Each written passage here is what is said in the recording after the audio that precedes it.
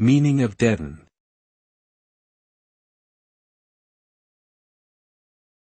Deaden.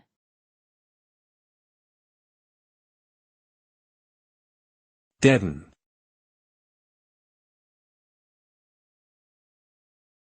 Deaden.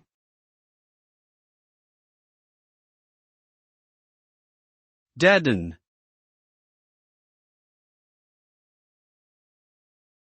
The word deaden means to make something less intense or lively, usually by decreasing its volume or activity. For example, one might deaden the sound of a room by adding acoustic panels or deaden the impact of a fall by landing on a soft surface. The process of deadening often involves reducing or absorbing energy, which can result in a more subdued or muted experience.